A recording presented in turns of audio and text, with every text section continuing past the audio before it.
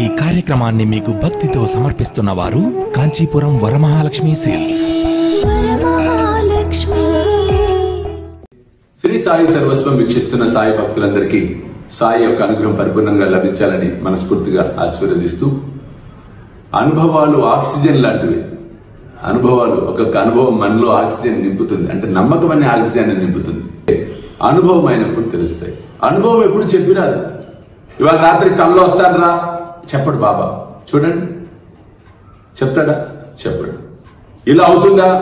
చెప్తాడా? చెప్పడు. కానీ చెప్తాడు. నమ్మకము ఉన్నవారికి, భక్తి ఉన్నవారికి, ప్రేమ ఉన్నవారికి, విశ్వాసము ఉన్నవారికి అటువంటి ఉదంతమే, అటువంటి అనుభవమే ఈనాడు మనం తెలుసుకోబోతున్నాం. సరళ అనే ఒక భక్తురాలు కరీంనగర్ నుంచి వచ్చిందాను. ఆమె చెప్పిన అనుభవం అంటే నిజంగా ఈ అనుభవాలన్నీ వింటుంటే నాకు కూడా ఆనందం అనిపిస్తుంది. ఈ మధ్య భక్తులు ఏం చేస్తున్నారంటే వారి బాధలు, సమస్యలతో పాటుగా గురువు గారికి డైరెక్ట్ గా మా అనుభవం చెప్పే అవకాశం కదా, ఆయన అపాయింట్మెంట్ తీసుకుంటే కనీసం గురువు గారితో ఈ విధంగా అన్నా మనం దర్శనం అవుతుంది అన్న ఉద్దేశంతో వచ్చేస్తున్నారు. ఏం పర్వాలేదండి, మీ అందరికి ఒక మాట చెప్తున్నా, అపాయింట్మెంట్ తీసుకుని వచ్చేవారు ఏం పర్వాలేదు. మీరు ఏదైనా మంచి అనుభవాలు ఉంటే చెప్పండి. అవసరమైతే నేను ఇవాళే అనుకుంటున్నా రికార్డు కూడా చేద్దాం, సో దట్ ఇంకా కంటెంట్ మీ అందరికి మంచి ఇవ్వగలుగుతాం కదా అనేది నా ఉద్దేశం.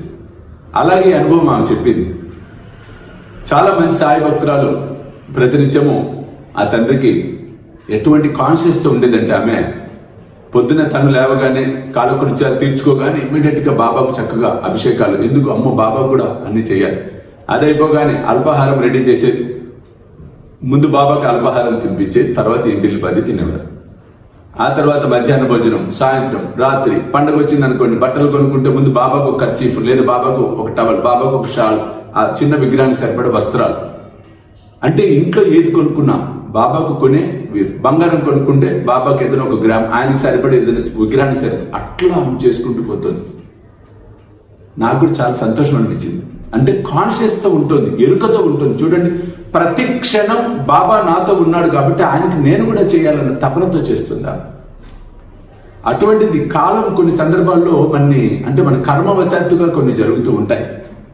అటువంటి తల్లికి ఊహించని పెను దుఃఖము, పెను కష్టం రావటం అనేది జరిగింది. అది నేను చెప్పలేను, వీడియోలో బాగుండదు కూడా. భయంకరమైనటువంటి ఒక ఆపద, భయంకరమైనటువంటి ఒక విధంగా చెప్పాలంటే నీలాపనింద పడింది ఆమె మీద. ఆమె అదే ఏడుస్తూ చెప్పింది, ఏమో స్వామి, నేనేమన్నా వినాయక చవితిలో చంద్రుడిని చూశాను, నాలాంటి దాని మీద అటువంటి నీలాపనిందాన్ని తట్టుకోలేకపోతున్నాను. రోజు బాబా దగ్గర ఏడుస్తూ ఉన్నాను. కానీ ఒక 1 వీక్ బ్యాక్ ఒక విచిత్రం జరిగింది, అందుకే నేను పరిగెత్తుకుని మీ దగ్గరికి వచ్చాను. ఏమిటమ్మా అన్నప్పుడు నిజంగా ఇది గొప్ప అనుభవం. ఆమెకు రాత్రి కూడా స్వప్నంలో, వాస్తవంగా అప్పటిదాకా ఆమె యూట్యూబ్ చూడలేదట, తెలియదట అసలు యూట్యూబ్ లో ఇట్లా వస్తుందని కూడా. సెల్ ఫోన్ కనపడదట, అన్ని ఎట్లా చూపించాడు చూడండి. ఆయన ఒక సెల్ ఫోన్ కనపడదట, ఆ సెల్ ఫోన్ లో తనేదో చూస్తున్నట్టుగా తనకు అనిపిస్తుంది. ఏదో చూస్తుంది, సెల్ ఫోన్ తో చూస్తుంది, మాట్లాడుతుంది, చూస్తుంది, అలా చూస్తుంది, ఆనందపడుతున్నట్టుగా. అయిపోయింది ఆ సన్నివేశం. ఆ తర్వాత నన్ను చూపించట బాబా.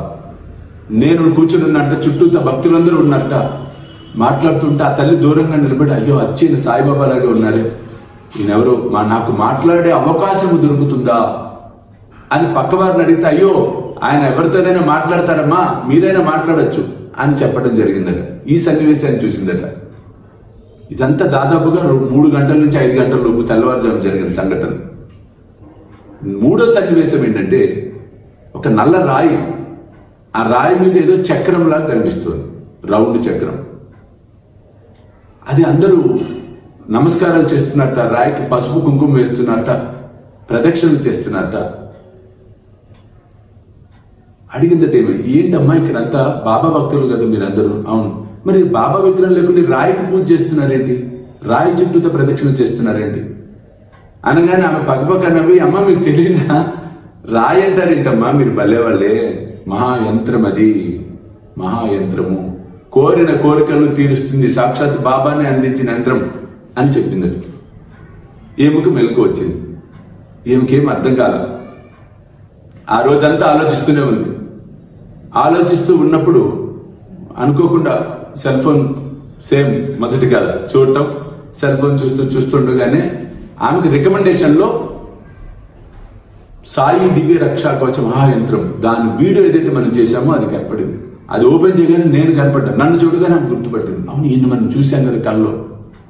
అదంతా విన్న తర్వాత అప్పుడు అర్థమైంది, అమ్మా సాక్షాత్తు సమర్థ సద్గురు అయిన సాయి నా కష్టంలోంచి బయటపడేయటం కోసము దోవ చూపిస్తున్నాడు నాకు అని చెప్పి వివరాలు చూసి కనుక్కొని అపాయింట్మెంట్ తీసుకుని వచ్చి ఆ యంత్రం అడిగింది సాయిదేవి రక్షా కవచాన్ని. ఆమెకి అలా చూపించగానే వణికిపోయింది, కనుల వెంట నీరు కారిపోయి ఇదే ఈ రాయి రాయి ఇట్లాగే రాయి అనుకున్నాను, ఏంటో తెలియదు స్వామి, ఇంత మహత్తున్నటువంటిది అది అని చెప్పి తాను తీసుకుని వెళ్ళటం, పూజించటం.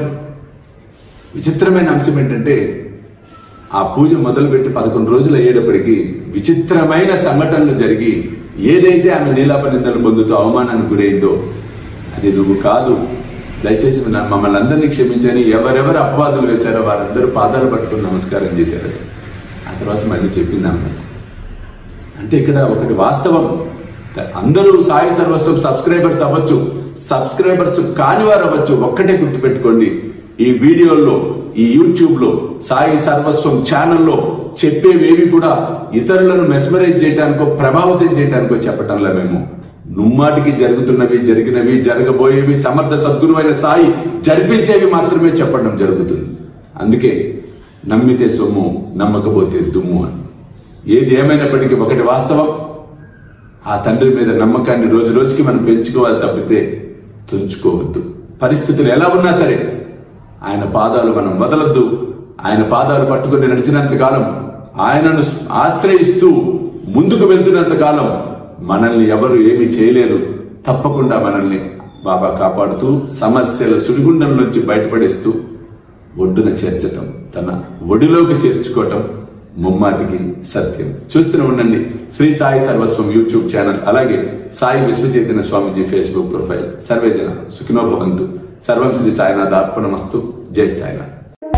ఈ కార్యక్రమాన్ని మీకు భక్తితో సమర్పిస్తున్న వారు కాంచీపురం వరమహాలక్ష్మి సిల్క్స్. వేలాది మంది సాయి భక్తులు ఎదురు చూస్తూ ఉన్న ఘడియలు మరలా రాబోతూ ఉన్నాయి.